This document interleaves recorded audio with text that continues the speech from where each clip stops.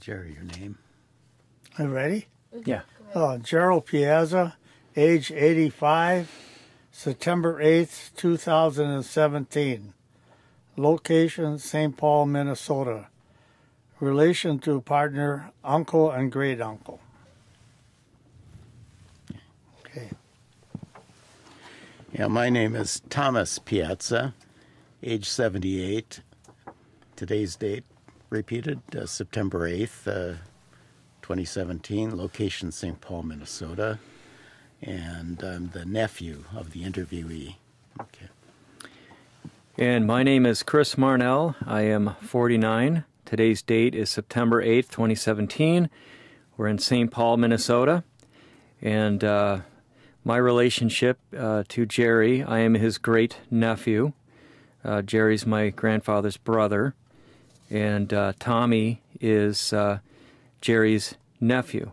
So we have a nephew and a great nephew here. Yeah, I'm your mother's first cousin. Thank you. Yeah. My mother was a Piazza. So I guess I'll start this. Again, this is Chris speaking, talking to my great uncle, my mother's uncle. This is a conversation that I was hoping to have with my grandfather through StoryCorps. The last time StoryCorps was in town in 2003. Was never able to make that happen, and since then my grandfather's passed away. But I'm very fortunate to have my grandfather's brother to be in this booth. And my intention was to collect family story, oral history. And Jerry is the great orator of the family. And very lucky to have Tommy Piazza here from California, who just happened to be in town. Tommy is also the family historian. So I have the family historian and the family orator here. So my intention was to try to get as much family history as we can in chronological order. So I guess the first question I have for you, Jerry, is tell me about Mama Ronnie and Bub Ronnie coming to America. Where did they come from? Well, they came from Termini, Sicily, and my grandfather came over in 1892. And he first stopped in Toronto, then Chicago, and they heard about some work up in Minneapolis, so he came up here. I think with some of his people that he came over with from Termini. Then he just started, that was in 1892 or 93, so he was here until 1899 when my grandmother and my father come over. My father was 6 months old when he left Italy, so when he got here he was about 6 years old, and that was 1899. My dad always said he came during the Spanish-American War. So they settled in Minneapolis, and let's see, my Aunt Mary was born in 1900, and my Aunt Gussie was born 1903, and my Uncle Sam was born about 1906, and my Aunt Rose was born in 1908. Hey, Jerry, let me back you up for a second. So Bub Ronnie, he came with his brothers. How many brothers did he have? Well, I don't know if he came with his brothers. I don't know that, but he did have some brothers already here in Chicago. Do you remember their names? Oh, yeah. Joe. Who's the other one? Well, the oldest one was Salvatore. Yeah. And then Onofrio. Yeah. And then there was Giuseppe, Joe, Yeah. and then Antonino, Yeah, Tony, and then the youngest one is Agostino. My grandfather. Yeah, right. Correct. So at one point, all five of them were in Chicago. That's we have right. that picture. But, you know, and but the only one that came to Minneapolis was our ancestor. Yeah. Maybe we should explain what Bub Ronnie and Mama Ronnie means. Well, that's a Sicilian term. Papa Ronnie means old father, and Papa Ronnie means old mother. Yeah, so grandmother, grandfather, Yeah. they use that. But they don't use that anymore. Yeah. In Italy.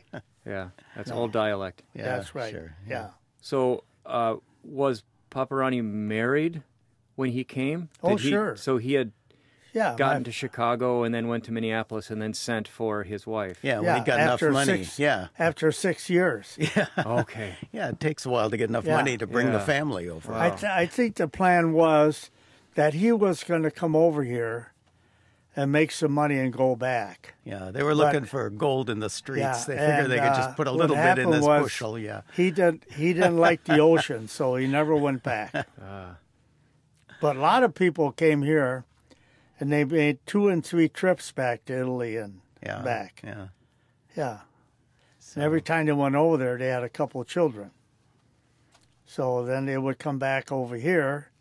Then most of the time, the family would come here. Yeah. So when Agostino came here, your father had already been born, Oh, sure. Leonardo. He was 6 years old. yeah, yeah.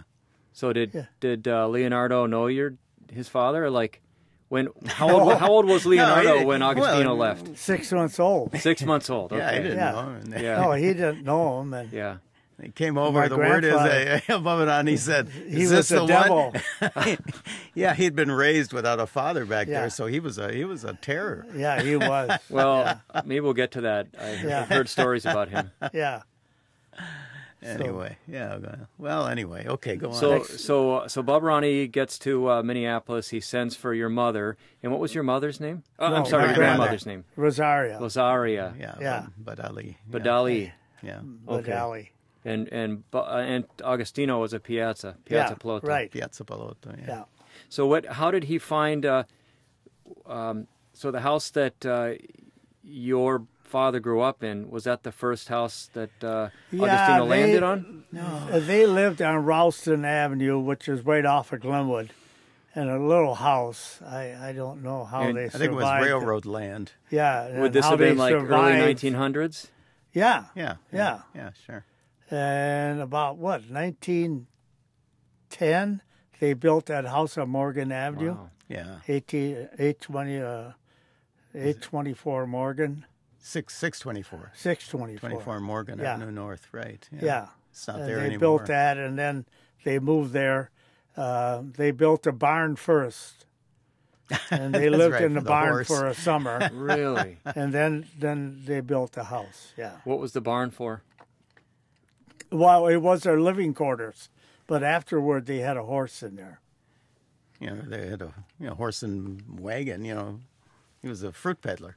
I was going to ask what his occupation was when he got to Minneapolis. Yeah, he was a fruit peddler. First, he used to walk with a basket on his shoulder with whatever fruit he could get in and sell house to house. Then afterward, he would go with a wagon, and he'd go at the end of the block, and he'd ring a bell. So the housewives would know he was there, so then they would come out, and he would, sell them what produce, whatever he had. So was it hard to get vegetables in the market then, or was it Oh, just no. more of a convenience to bring it, deliver it like a delivery service? Yeah, well, yeah, it was easier Kind for of like the them milkman. rather than going to a store. So, yeah, there was quite a few peddlers in those days. Yeah. So where would he get his produce from? Well, in the summer he raised a lot of it, and then towards the fall and that he would pick it up down at the produce houses. And I don't recall him going out in the winter with his wagon and that. So some people did, and later on, the produce the peddlers they moved into trucks, and then the trucks they were able to heat the stuff so it would freeze. Did Babarani ever get a truck? No, oh no, he never drove a car. No. Horse and wagon. And he never spoke English, right? Not very much. Not very much. He, I think he understood, but he didn't speak it that much. And in the same way with Mamanani, she understood English, but she could speak a little better than he could. So what did he do in the winters when he wasn't peddling fruit? Not very much. Sit in the house by the stove and play solitaire. Yeah. So Yeah. he raised how many children? Well, what's there? 4? Yeah. 4. Yeah. And could you repeat their birth order, their names again? Yeah. Well, there was your Dave. Yeah. Gussie. Leonardo, your father. Yeah. Yeah. Aunt Gussie, Uncle Sam. Or, Mary was Aunt older. Mary was the oldest. It The oldest of the girls. Yeah, Mary. And then Mary, and then Gussie. Gussie, and then Sam, and then Rose. Okay, Rose. 5 and altogether. Rose was the baby, yeah. So I remember Aunt Gussie very well. What was that her birth name? What was her birth name? Augustina. Augustina. So Yeah. she would have been named after her father. Well, Right, Augustino? Let me think. It would have been named after her father's mother. Let me Maybe. think about that. yeah, I don't. I'll have to Well, it think sounds about like that. the female version of Augustino. Yeah, but it's not named after him. It's Okay. named after yeah, after his father's mother. yeah. Which we never knew. You know, my grandfather never talked about his mother and father. Yeah. Never said anything about them. So he again came from a village in Sicily called Termini. Yeah, Termini Amerse. yeah. And why do you suppose he left, or all of his brothers left? Well, there was no work there. Yeah, it was a difficult time. It was a difficult time. Yeah. Financial crisis, agricultural crisis in Yeah. Italy in the 1800s. Yeah, Late hunt. Yeah. yeah. Difficult. So once he came to Minneapolis, did he ever visit his brothers in Chicago, or did you ever go down to yeah. Chicago? Yeah, once in a while he'd go down, and I remember his brother Tony coming up. Yeah, he used to come up and Every visit. fall he would Yeah, come up. Right. Yeah. And stay for a month or so. Yeah, your dad would get on the train. Now, Yeah. there's a story. Let's go into that. Yeah. So your dad growing up would get on the train. I've heard these stories. As a Well, teenager? as a young kid, he went rode a train with this other kid. They ended up in Portland, Oregon. Was this like summertime, or do they just Well, skip school? Or I don't know if it was summer or winter. but He wasn't big on school. no, and they popped. You know, they jumped the train, and when he got to Portland, he knew that we had some sure-tail relations there. They were the Tereses. Oh, okay. And so he found them. And right away they sent a telegram back home that he was okay. there. So anyways, my dad, he said he had ringworm in his hair. That was something that was, in the old, we don't see that anymore. But he had to wear a hat all the way home when they put him on the train. He wore a hat all the way home. how old was he at that time? About 10 or 11. How long was he gone for? Oh, I don't remember how long he was gone for, but when young kid, we went out to Yellowstone Park and that area in Montana there, and we come across some railroad tracks. So he looked and he says, "Huh, is that water tower still here?" I says, "Well, what's that? What do you say?" "Oh, hell," he says, "I seen that 50 years ago when I came out here." Wow. He was a great navigator. He never used maps. He knew No. every road. No, he knew all the roads. It And was he amazing. knew all the railroads. Yeah, it's Yeah. amazing. Yeah, right. Oh yeah, yeah. He was quite the guy. Well, so what did your grandmother and grandfather do while he was gone? Were they worried about him? Well, I don't know. He ran away a couple times. One time, she had to go down to Northfield to get him because him and this other kid were hiding underneath the seats of this train. And so the conductor found him, and then he put him off the train in Northfield. So the sheriff must have sent a letter to him or a telegram saying that, he had your son down here. So Grandma had to get on the train and go down there and pick him up. So would this have been like 1910s or 20s? Well, no, I say about 1906 or Okay. 7, like that. Yeah. You know, kids wandered a lot more on their own back. Yeah. Oh yeah. He didn't like school. I think he only went to 3rd grade. Really? Yeah, that's right. He never finished school? No. No, but he was sharp. I mean, he knew how to get around. Yeah. Street smart. Yeah, very street smart. Yeah. Yeah, better move along. So, your father, when did he meet your mother? I don't know. When was Gus born? 1913? About 1914, I think, or 13 or 14. Yeah. So I it don't was, know. I suppose. shortly before then, I guess. Yeah. Yeah, 1912 or something Yeah, like that. yeah. In And so- Winnipeg. So how did he meet? So I should say, why don't you tell your mother's name? Providence. Providenza. Providenza? Yeah, Yeah, Providence. And Budali. Badali was her yeah. last name. So how did he meet her? Well, my dad that time was working for the railroad, and he would go all the way up to Edmonton, Canada. And his job was to keep the charcoal burners going in the banana cars so they wouldn't freeze. So they would go through Winnipeg, and so he would have some time, you know, he could leave the train and catch another one going back. But he knew that, you know, he had some relatives there in Winnipeg. So he met them, and my mother was staying there. So, I don't know, one day he came back and he told your Uncle Sam, he says, go tell Pa I got married. Oh my God. Uncle Sam says, you tell him yourself. And how old was he at that time? Your Well, dad? 1892. 1912 and 8, right? He was in his early 20s. Okay. Yeah. Early 20s. Yeah, Yeah. sure. Yeah. So now, how did Providenza get to Winnipeg? And Well- we should mention also that she came from the same village. Yeah, she came from the same town. Did he know her at all? No. No, of course not. No. She came there because she had 2 uncles there.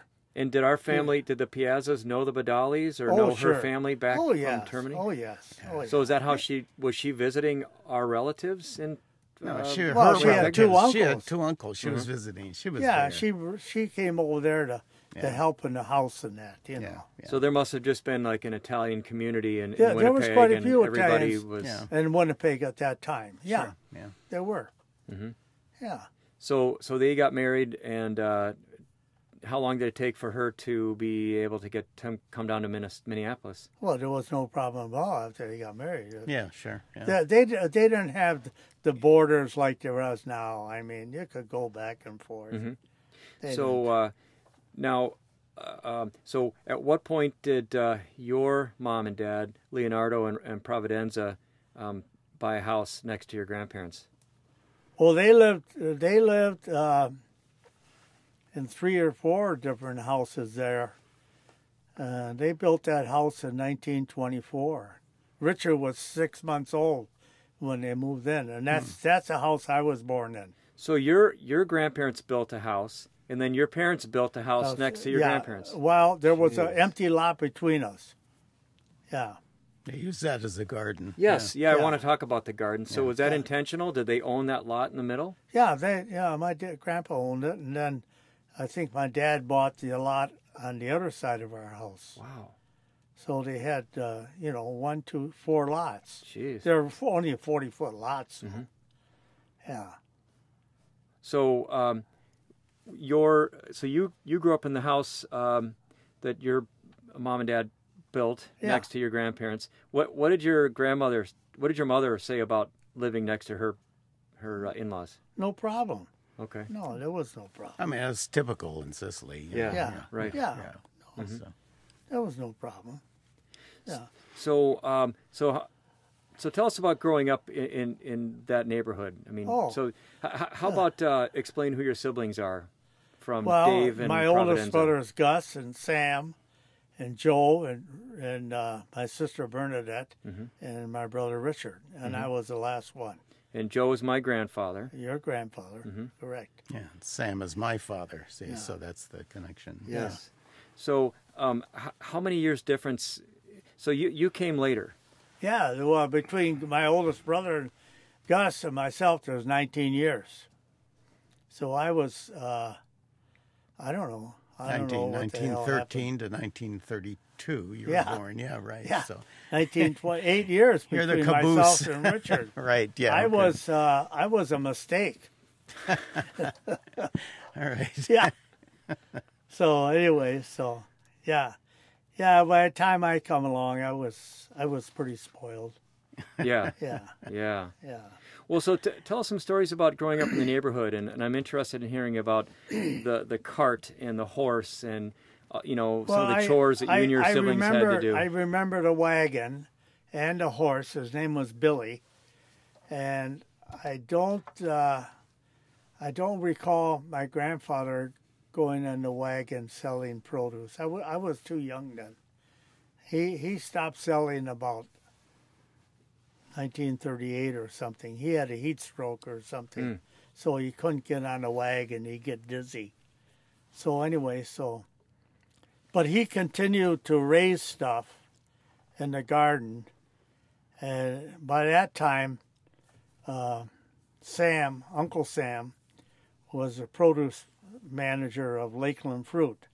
So he used to raise stuff, and then Uncle Sam would send a truck down to pick it up. Yeah. The big thing was in the fall was endive. Really? Huh. Yeah. Where would that come from? From his garden. Oh, Yeah. okay. Yeah. Yeah. Hmm. Yeah, and it was real huge because he used to tie it, Yeah. and the inside would get all white. Hmm. And And did that come from Sicily? no, I mean, no, endive? no. But No, I mean he that- got the seeds here.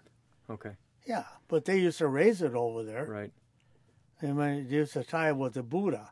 You know what Buddha is? Oh, Buddha that- is a swamp reed. You see them growing. We used to go cut it, and they lay it down on the grass, and it would dry. And then they would put it away, and before they use it, they soak it in water, so it would become pliable. And they used to use that to tie up the tomato plants and tie the produce they had. That's what they used. So did everybody work in the garden growing up? No, I mean, did you? No, yes. no, Your dad No. didn't. no. My dad didn't. No, I was. Well, you were really- young, and they'd put you to work. you Yeah, know. they put. I would help him do stuff. 'Cause He was very particular in how he handled everything. Everything had to be in line, perfect, and that. So that's where that comes from. Yeah, yeah, The Piazza Yeah. perfection. yeah. He was, and he used to raise his own plants from seed and hotbeds, and that. And later on, when he sold his horse, he rented the barn to Mr. Pike, and he was an ash hauler. Now, people don't know what an ash hauler was, but in those days, everyone heated their houses with coal, so they had ashes they get rid of. So he would go down the alley and pick up, the ashes and charge them 25 cents or something, and he would find a place to dump them. So what we got was the manure from the horse. That's what my grandpa wanted. Okay. So we got all that For the garden. for the garden. Yeah, we used all. It was an organic garden nowadays. Yeah. You would yeah. call it an organic garden. Well, tell us about making wine. Well, the wine was we used to get the grapes from California. Of course, my dad would bring them in, and then we would take and we had a machine that would sort of grind them a little bit, and we would put them into an open barrel, and we cover them with a sack or a blanket or something, and it would ferment. It would actually boil. And then when it stopped boiling, we would take it and put it into a press. And we would press all the juice out. And, we had a house jack in this press. We'd just keep on pushing it down. And then when it got down a little bit, you'd take and put more stuff in. But when it got to the point where you couldn't get any more stuff, well, then we had to take it apart and pick it out. And then from the juice from there went into a barrel, and it would ferment in the barrel again. And then when it stopped fermenting, we would put the cork in, and they would take some ashes and mix it with water like a paste and put it on top so that it would be airtight. So they had all kinds of things they did, So he would make wine every year? Just about, yep. And how many barrels did he have at a time? I don't know, 5 or 6. Yeah. But they all weren't from the same year. Okay. We would maybe make 2 barrels, 3 barrels every year, and it would rotate them, And was that in the basement that he would Yeah, it keep was them? in the basement, and it stunk too. Yeah, it was and the interesting. He flies did and- this also during Prohibition. You could make wine for your own Self. use, yeah. But occasionally inspectors would I don't come, think, and it was hard to believe that this was all for Yeah, but home use. But I don't think he ever made moonshine. no, it didn't need to. I mean, No. you could do stuff for your own use, Yeah. and wine was Yeah. okay, yeah. Was he selling it at any point? No. No, you'd probably give it away to He'd give friends. it away. Yeah, that's. Yeah. But, Yeah, well, there was 3 or 4 guys in the neighborhood that made wine. sure, yeah. Were they all Sure. Italians? Yes. Yeah, we had about 14 Italian families living within a couple blocks of each other. Yeah. And some of them were from the same town, Oh, wow. some of the families. And there was quite a few families that came from the Lipari Islands. That was a group of islands off of Sicily. And they spoke the same dialect as we did. So we hooked onto each other. Mm-hmm. And they were fine, Yeah, I got to be real good friends with them and that, so, yeah. So tell me some stories about taking care of the horse. I remember you telling a story about my grandfather having to take care of the horse. That was his chore, and the horse got loose from the barn, and you had to go look for it. Oh, yeah. Well, the horse was a milk horse from Northland Milk. What does that mean? Well, in those days, they used to pull the milk wagons with a horse before they had all the trucks. Mm-hmm.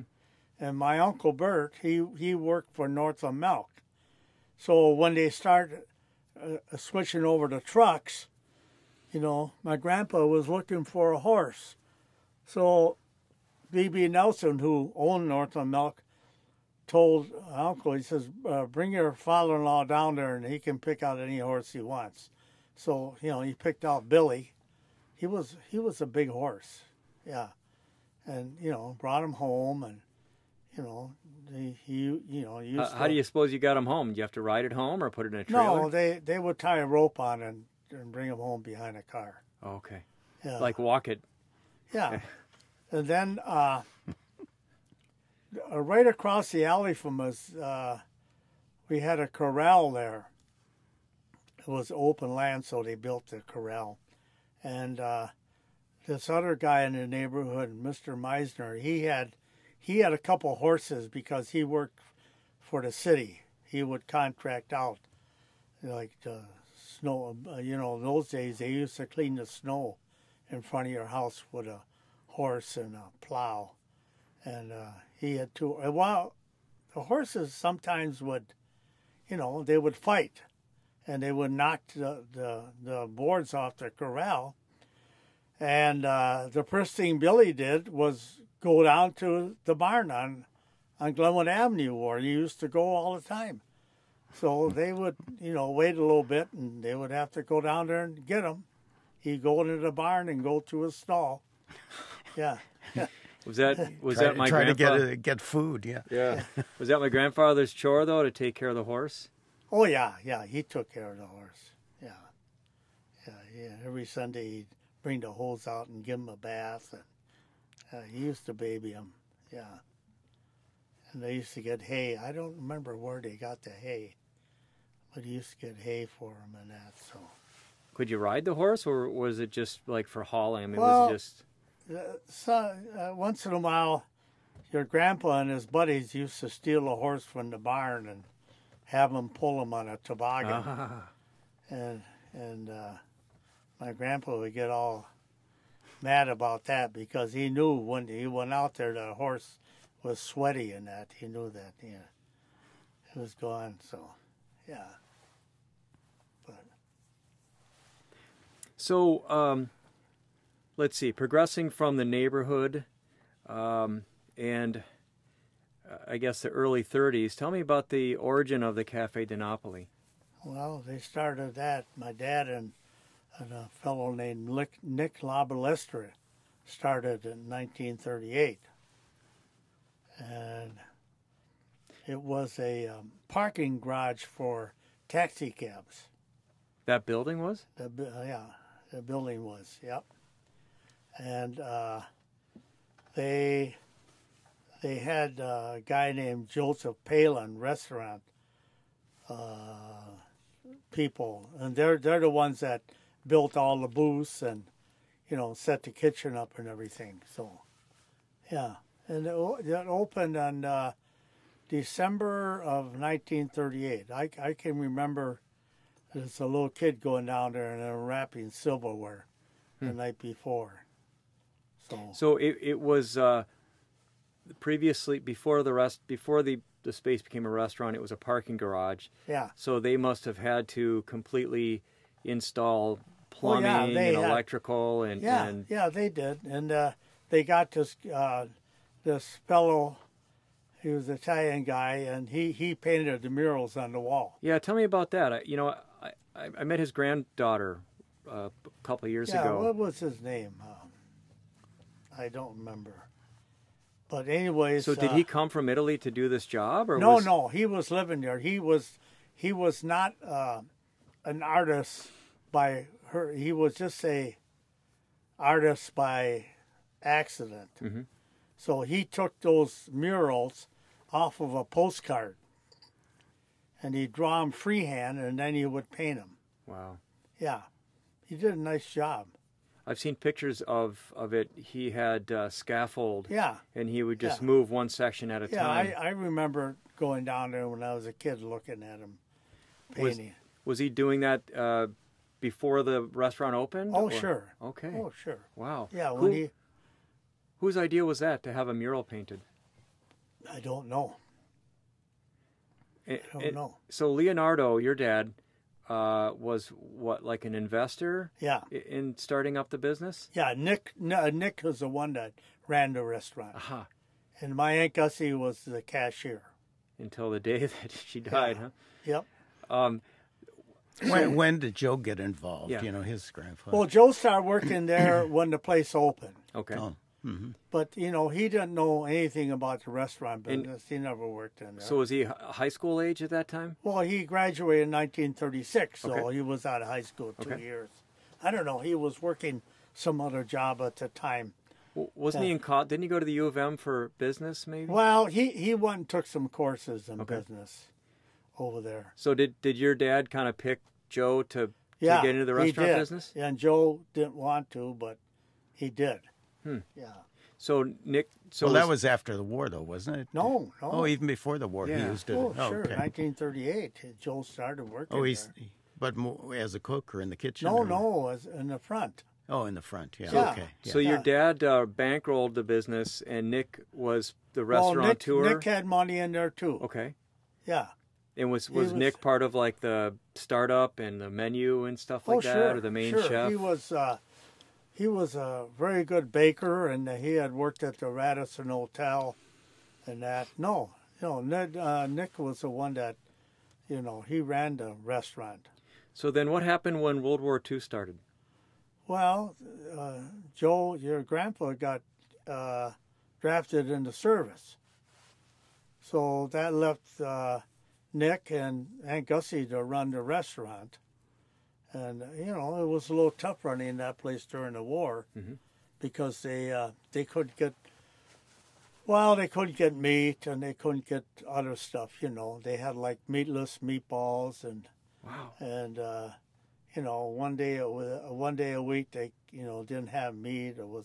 Then they had spaghetti sauce with no meat, and it was tough. Yeah. How about the recipes? Did somebody bring that spaghetti sauce, or did Nick Labalestra create that? Well, Nick was the one that's had the recipe for the sauce, and they use a lot of fresh tomatoes that his sisters would can every year. Wow. From their own garden? Yep. The garden was by the fairgrounds.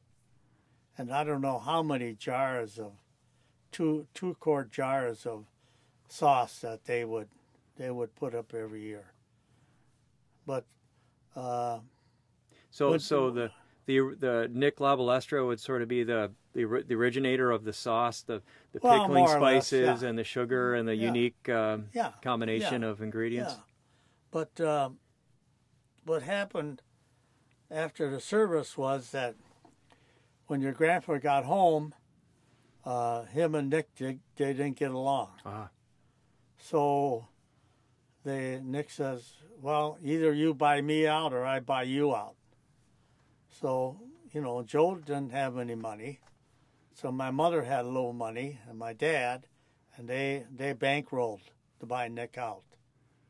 I think it was like $25,000 in those days. That was a lot of money. Yeah, sure. Yeah, and then Joe took over, and about a year later, this fellow come in looking for a job. His name was Vince Martinelli, and he was a cook, a real good cook.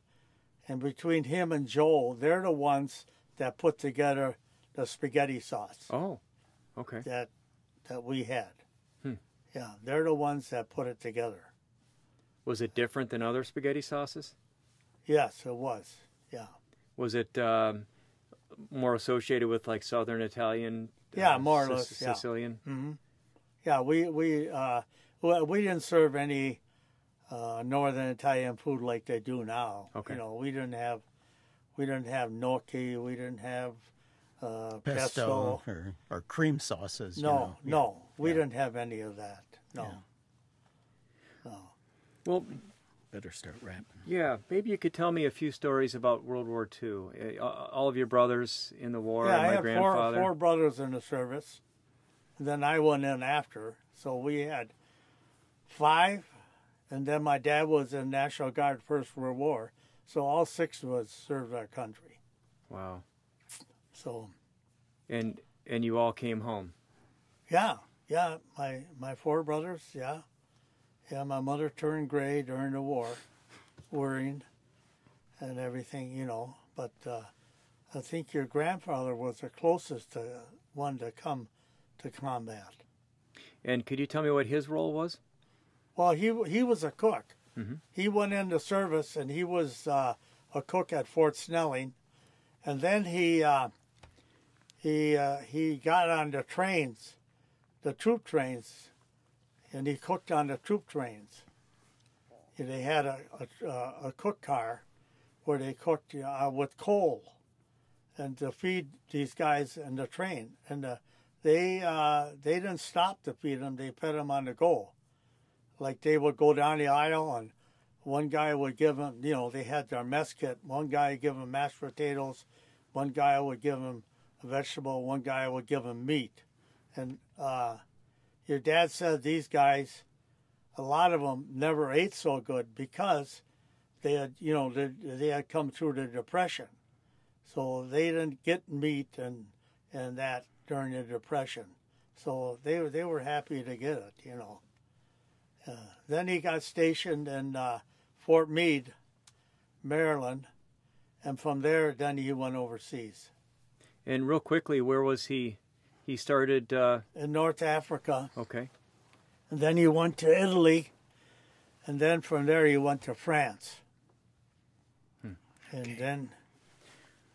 Well, thanks. How much time we got left? I think we have less than a minute. Oh, Well, I don't, there's so much farther we could go here. There's so many more stories from World War II. But I think we need to wrap this up. And Okay. I would just like to thank you, Jerry, for yeah. being here. And I hope we have more time to talk some more stories. Okay. And I'm Thank you. just glad we have this recorded. Yeah. Okay. And Tommy, thank you Good. also for being here. You really helped facilitate the conversation. Good. Yeah. Okay. Thank you. We're finished, huh?